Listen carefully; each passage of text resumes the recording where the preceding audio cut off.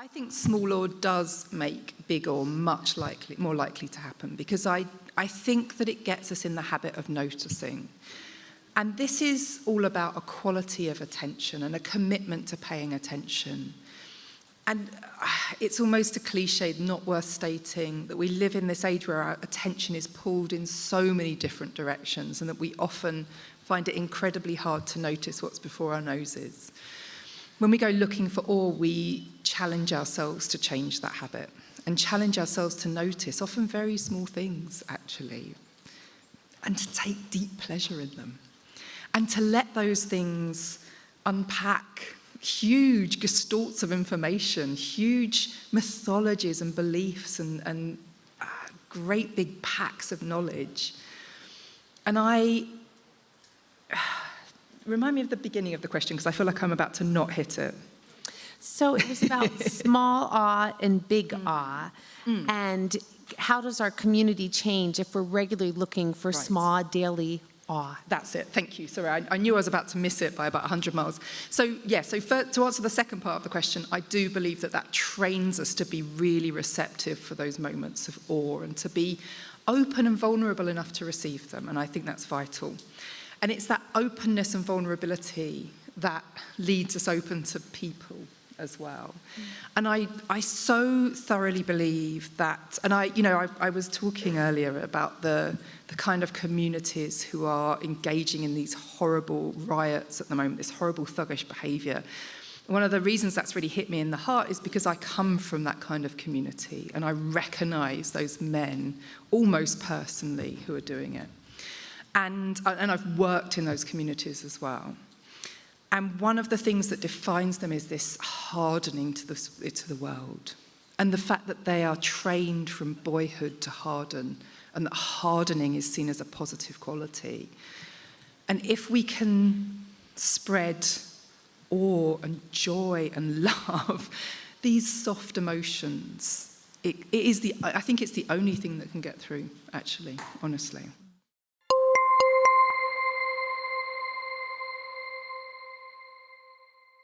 One of the ideas that's informed this talk, as you probably realised, is the idea of romanticism, this kind of artistic and cultural and creative school that came up at the end of the 18th century, which began to reframe the way we see nature. And one of the kind of tenets of romanticism that we often miss is that it was designed to fight individualism. That seems like such a recent concept that we've engaged with individualism, but actually even back then, creative people were thinking about how we can diminish the individualism and become more communitarian and feel more connected.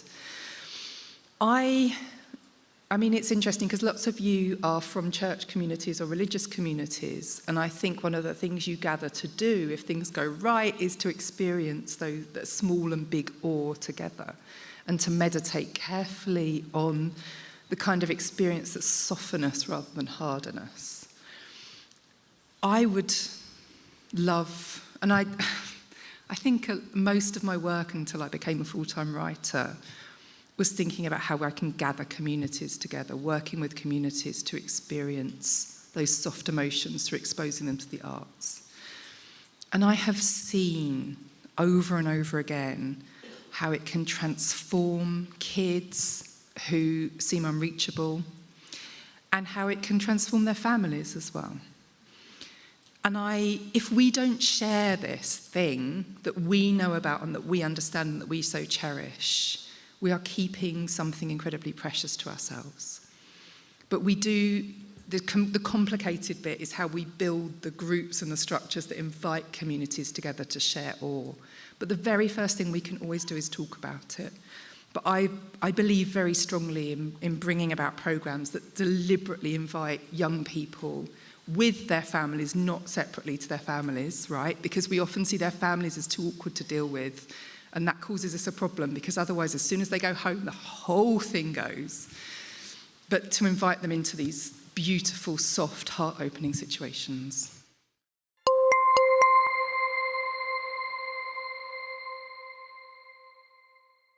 I completely agree, and I think this cynicism and world weariness, and actually one of the things I wrote when I pitched this book is I'm sick of dystopias. I am so sick of the way that the only stories we can tell at the moment are about how degraded we are and how awful the world is going to inevitably become in a very short space of time, and how fundamentally corrupt we are as a race. I don't believe that. I'm sorry. I don't believe it.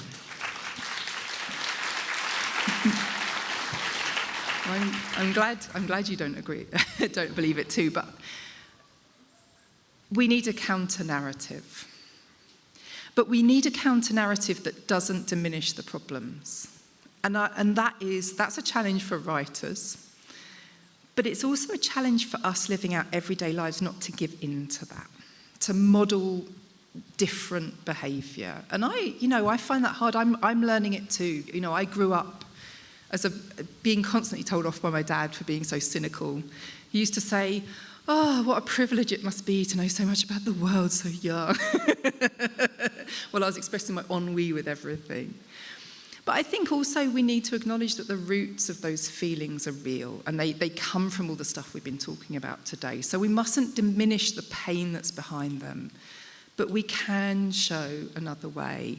And the way we do that is by engaging with that idea of darkness as well as light at the same time, not pretending everything's okay, but showing how we can hold both and learning how to do it ourselves. It's always going to be a process.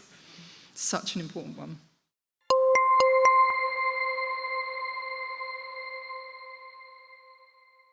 Ooh, it's tempting to say they're almost direct opposites, isn't it? It's tempting to say that the kind of mundane fear that we're experiencing, this habitual fear of everything and everyone, is the opposite of awe, because it closes us in. It reduces us into a little knot. And awe is an opening. I feel it. I could sense awe better than I could describe it. I feel it as an opening in my chest, as my shoulders coming back, as my face falling. But that awe is related to a different kind of fear. It's related to this deep existential terror. But the difference is that terror is about seeing the world as it is. It's about seeing ourselves as tiny. And it's about ceding control.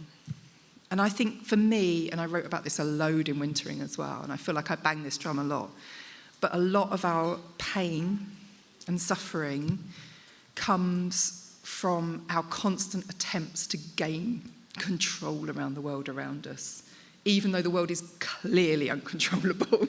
I mean, every observation tells me that I cannot control this world. We have to let go of that. And so it's about exchanging, not getting rid of fear altogether, but exchanging one kind of fear for a different kind of deeper, more evolutionary, and actually very spiritual fear. And allowing ourselves to feel that fear is valid, and we need it as much as we need joy. We need the full spectrum of emotions to get through this okay. We don't just get the pretty ones. That's not the message everyone wants to hear on a Friday afternoon, is it?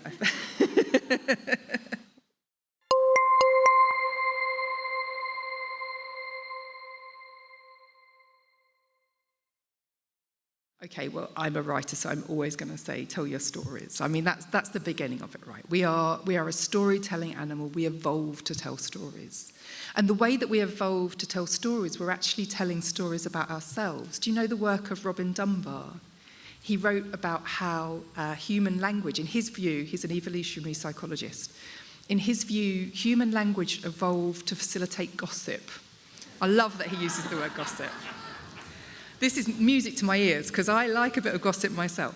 But the reason he says that is that he said that as we lived in these small-scale communities, you might have heard of Dunbar's number, which is this limit of friends that we tend to have, which is about 250, and it's about the same number of people we have friends on Facebook and the number of people living in our ancestral villages. That number is pretty consistent. And within those small-scale communities, our safety depended on understanding who we could trust and who we couldn't trust, because this was right down to life or death on whether we had enough food and that kind of thing. And so we evolved to gossip so we could exchange information, and our brains made that pleasurable. We love gossip because it makes us safe. So let us gossip about our awe experiences. Let us take pleasure in hearing them. Let us listen to each other's stories carefully and consider them. And let's deliberately share them. They are interesting. They are contagious. They spread a feeling. And yeah, they're a vulnerable act too. And I do think that I'm a memoirist. I tell vulnerable stories about myself all the time, but I can tell you that the experience of talking about some of the darkest periods of my life has been overwhelmingly positive, because it gives people so much, because we're so grateful when we see a mirror in ourselves. And if we can open up a conversation about our own awe, we're inviting people to recognize their awe too. They might have experienced awe and not even known it. And we can shepherd each other through this and just spread this tingle of horrified delight, of negative pleasure between ourselves. No, was it negative pressure? Negative pain. Negative pain. No, let's not spread it. Oh, there's enough negative pleasure going around, isn't there?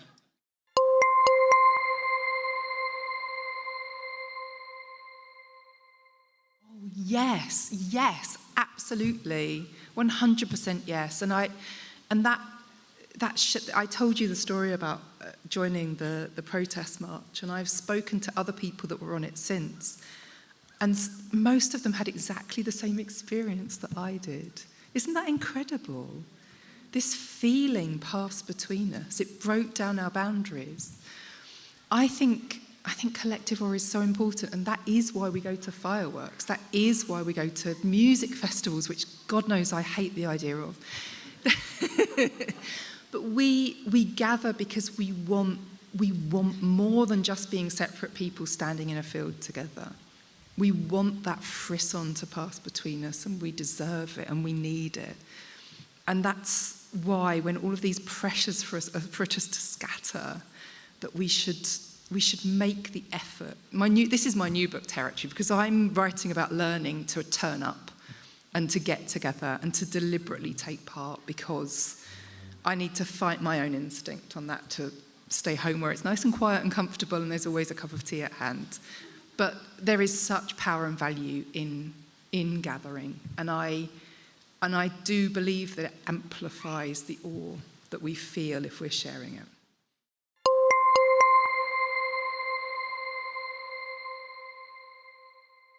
I do write about this a bit in the book, and I remember how easily awe came to me, or a wonder, the kind of more diffuse version came to me when I was a child. There was no obstruction to it. And the tiniest little thing would trigger it. And I recount the story of me sitting in my grandparents' front garden with a hammer. I love that they gave me a hammer. I have dyspraxia, so probably never give me a hammer is the rule here, but I have all my fingers, which is great. And I would smash the black pebbles that we live on a chalk down, and so these black flint pebbles will come out of the chalk. I'd smash them open, and about 1 in every 10 had a beautiful crystal geode in it. They were the plainest little pebbles, and you'd find this geode. And as a child, like, wow, this magic thing is in the middle of a stone, and the adults would come out and go, why are you making a mess on the front porch? But we do crush this natural wonder in children. We tell them to hurry up and stop dawdling. We say, why are you doing that? Why are you playing with that pebble? And as we get older, there's even more pressure to stop being childish, to concentrate, to knuckle down, to turn our mind to more important things. I really think we can change that. I think we can carry on deliberately inviting our children's wonder. And I think one of the key ways we do that is we show them our own wonder. We show them that it's continuous. So it's a challenge for us to keep feeling it. Tiny story? How much time do we have? Let's hear the tiny story. Really, yeah, you did say always tell a story. During the pandemic, one of the things that I have to see every year are the bluebells in my native Kent. We have some incredible ancient woodland, And if you know the right ones to go to, there is a carpet of that extraordinary violet blue that sort of seems to buzz at the back of your eyeballs in a way that nothing else does. So we went out driving to look for them, and eventually drove past this patch of bluebells kind of shining through the woods. At the time, we weren't allowed out of the car to go into the woods. And I screamed. I was like, "Oh, bluebells!" And my son looks up from his iPad in the back of the car and says, "I love that you scream at bluebells, Mum," and looks down again. And I was like, I'll take that. I would take that. Because he doesn't care about bluebells. But when he is 46, he has permission to scream at bluebells too. And that's my work. Mm-hmm.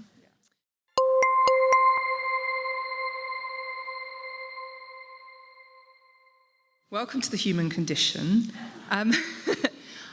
Do you know what? I am not entirely anti-phone on this. I capture everything with my phone. My memory is terrible, and I actually find that sometimes my phone is a really good tool for focusing when I'm trying to notice things. Like it gives me a physical frame and lets me look really closely. It's not necessarily a bad thing.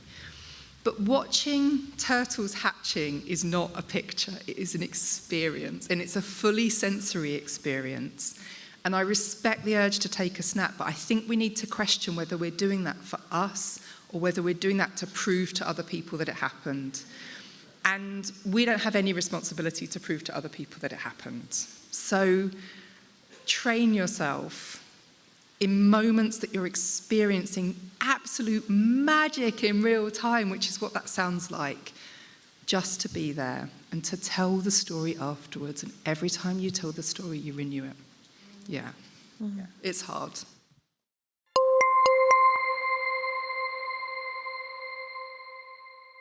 I'm going to give you two. Number one, think back to the thing that fascinated you as a child and return to it. And don't rush it. You might only get a faint signal from it, first of all.